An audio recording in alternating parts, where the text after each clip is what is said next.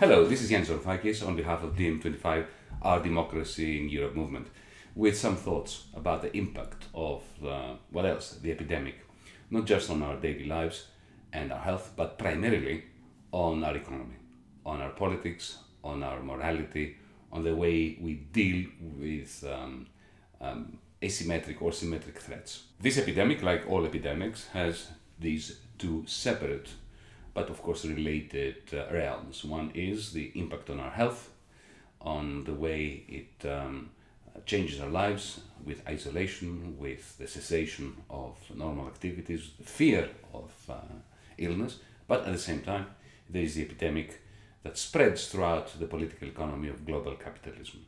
Undoubtedly, the coronavirus is going to accelerate the post-2008 crisis. Now, don't let anyone tell you that that crisis ended and now we have a new one. The 2008 crisis never ended. It morphed into different forms. It traveled from one continent to another. It took different forms, but nevertheless, it has always been with us. The world never went back to some kind of equilibrium after 2008. Capitalism is unrecognizable today by means of terms of references from the period before 2008.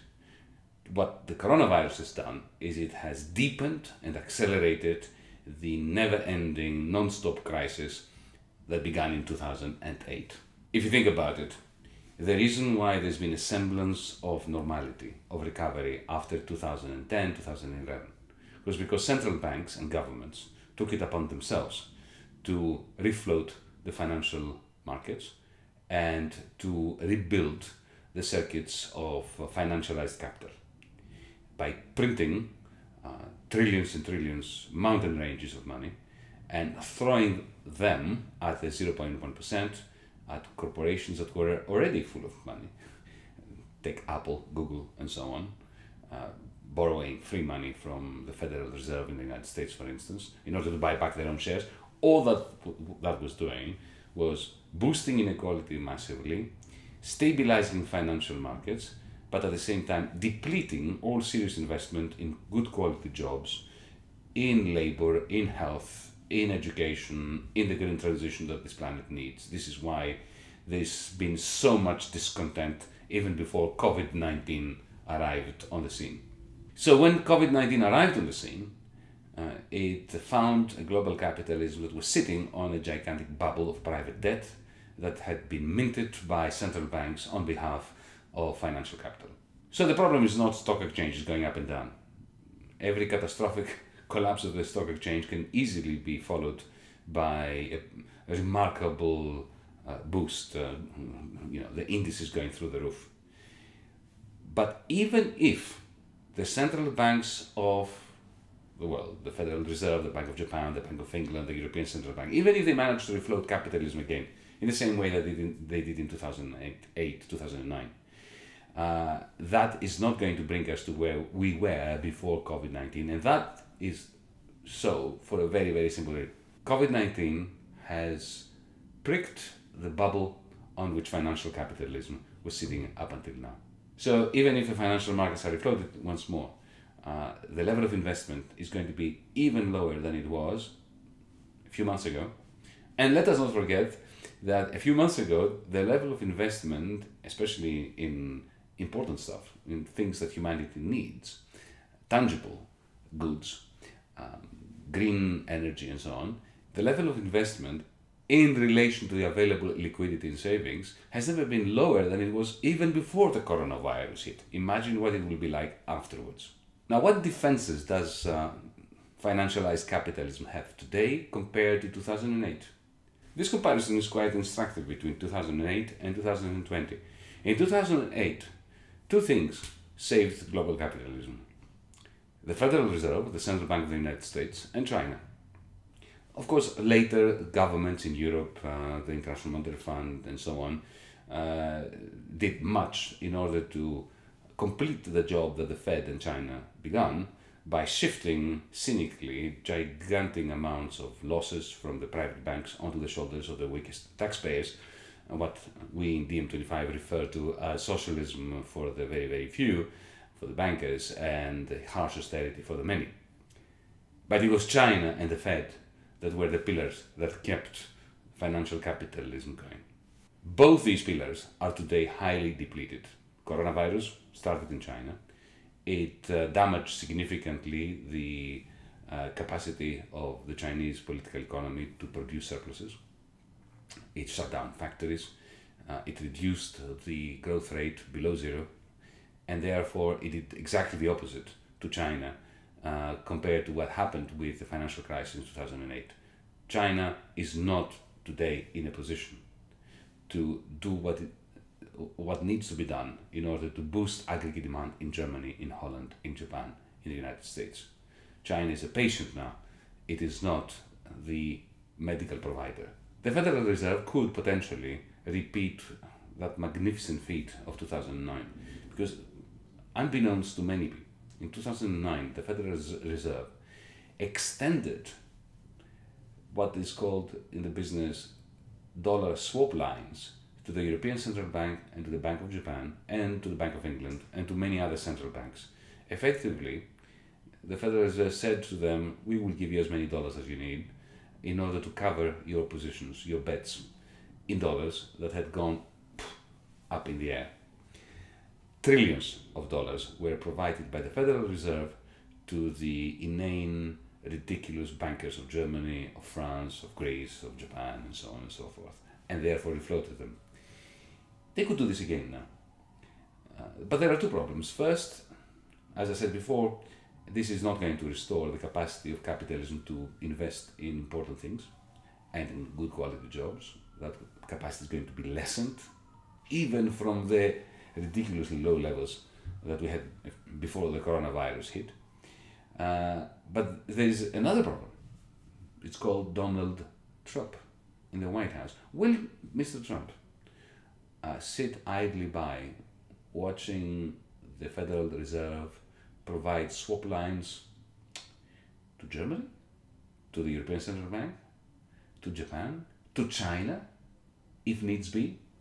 I very much fear that he's going to try to attach strings to any such dollar swaps. And if you do try to attach strings and to try to use this as a negotiating tool with the European Union or with China, those strings destroy the efficacy of the dollar swap lines. It sounds like a technical issue. It's not a technical issue. It's a question of brute force. In 2008, 2009, the Federal Reserve used the exorbitant privilege of having the capacity to issue dollars in order to save financial capital in the rest of the world. Is Donald Trump interested in doing that?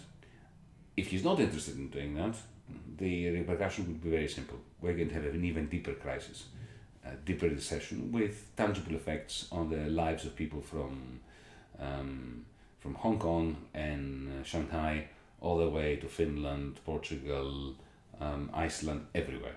This is why this epidemic is of great significance to real people's lives across the world.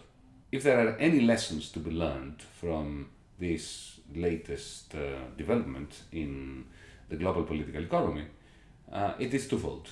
Firstly, the importance of public health systems, and secondly, how crucial it is to use public finance for the benefit of the many, not the few. I'll begin with public health. Have you noticed that private health providers resemble rats that are jumping off the sinking ship? Have you heard anything being discussed regarding the contribution of private hospitals and private healthcare during this crisis of the coronavirus-induced dynamic? No, they are nowhere to be seen. All the discussion in the media, the very same media that before the coronavirus hit, were going on and on about private-public partnerships and how important it is to push money towards private healthcare because that's more efficient than public healthcare. That's the narrative of the privileged, if you want, which dominated for so many years, decades, in the West after Thatcher and Reagan. The very same media that were extolling the virtues of privatization of hospitals, of private-public partnerships and so on, today only talk about the importance of utilizing the public health service in order to save our bacon, to save our lives, and to ameliorate the effects from the coronavirus. I'm going to make a very strong statement. I'm not just going to say that private health care is inefficient. No, it's not just that they are inefficient. They are destructive. Every euro, every yen, every dollar which is being spent on private health services detracts, not only does not add enough, but detracts from the capacity of humanity to deal with pandemics. It is about time we eradicate private health service. There is not even a liberal argument in favor of private health insurance, of private health systems. They do not work even by the standards of liberal economic, pro-capitalist, pro-market thinking. And then there is, of course, fiscal policy. It is interesting that even the Federal Reserve, especially the European Central Bank, under its new president, Christine Lagarde, who, by the way, gets a score of precisely 0 out of her first attempt to intervene a few days ago with a press conference in order to steady the nerves of the markets and to show that the European Central Bank will do whatever it takes in order to save, again, the euro's bacon and to stabilize the economy. She failed spectacularly. She made 2 gaffes. I'm not going to go into them. Close the parenthesis on this. Even she, nevertheless, came out and said, look, our ammunition as a central bank has been spent over the last 10 years. She didn't use those words, but that's what she meant. We have refloated financial markets. There's nothing we can do. Think about it. The European Central Bank has a negative interest rate of minus 0.5%. It keeps buying all sorts of debt, private debt, public debt, and so on. It is at the end of its tether. And she, on behalf of the extremely conservative European Central Bank, looked at prime ministers and presidents in the eye and said, it's your job now to borrow and spend. And what are they doing? It is astonishing. The other day there was a Eurogroup meeting, the meeting of the European Union's finance ministers of the countries that are using the euro. And it was a teleconference. They decided that the coronavirus poses a clear and present danger of a massive recession in Europe, that it is a highly significant threat to European economies. So much so, the urgency was so great that they decided to do absolutely nothing. They decided that they are going to monitor the situation, that they're going to be watching. You see, what happens is the Eurogroup and the European Union, and in particular the Eurozone, is so terribly structured that they are on autopilot. They simply follow particular rules that cannot be followed without wrecking our economies. This is not just a reflection of inanity, it is that as well, but it is a reflection of a system that has been created in order to prevent governments from acting on behalf of society.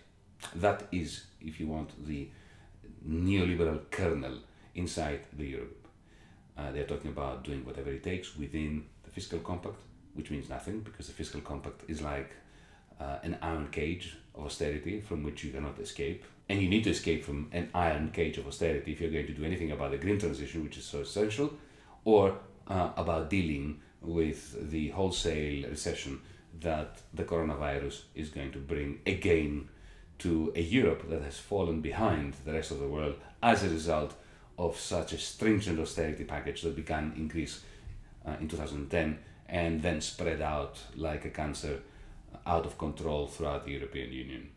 So let's recap. We live in a world which is not governed in a way that allows us to see any light at the end of the tunnel regarding the handling of capitalism's never-ending crisis, which the coronavirus has now turbocharged. The European Union has never been less competent than it is now. The European Union has never been less capable of acting as a union than it is now.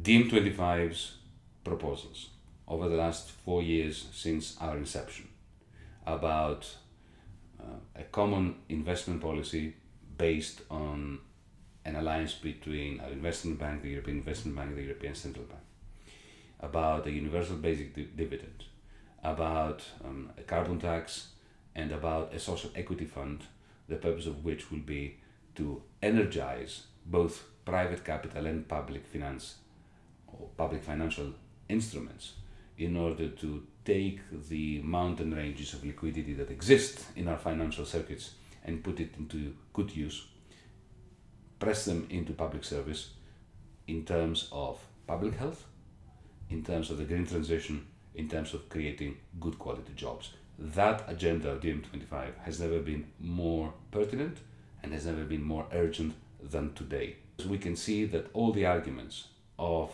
the liberal establishment, effectively business as usual, it took one little virus in order to wreck them. We've seen that the idea of Lexit, of a left-wing exit from the European Union, all it did was it strengthened people like Boris Johnson, and the right-wing exiteers, the nationalists, the ones who want to build taller walls between our countries, and the ones who are benefiting politically by turning one proud nation against another, one person against another, one member of the working class against another member of the working class. We have seen the inability of existing nation-state-based political parties to come together and to issue a common manifesto, a common policy agenda for the whole of the European Union. DiEM25 is the only one that has done it. We did have our Green New Deal, we do have it. The Green New Deal can very easily be seen as the only foundation on which we can build simultaneously the investment in the green transition, which is essential in order to keep us breathing on this planet, and the public health services that are essential for dealing with a pandemic like this one. On behalf of DiEM25, Carpe Diem, as we say, the world is going to become a worse place very, very soon, but it is up to us to fight in the context of a transnational movement like what DiEM25 is building in Europe, like what the Progressive International is doing across the world. We'll have more to say about this later on, especially in September when we reconvene the Progressive International in Reykjavik in Iceland. It is essential that we keep struggling because our ideas and our blueprint make sense, they're rational, they're immediately implementable. All we need to do is to change the politics of a continent, Europe, that is finding it impossible to reproduce itself under the present circumstances without the fundamental, profound, transnational, progressive politics that we advocate as DiEM25. Thank you.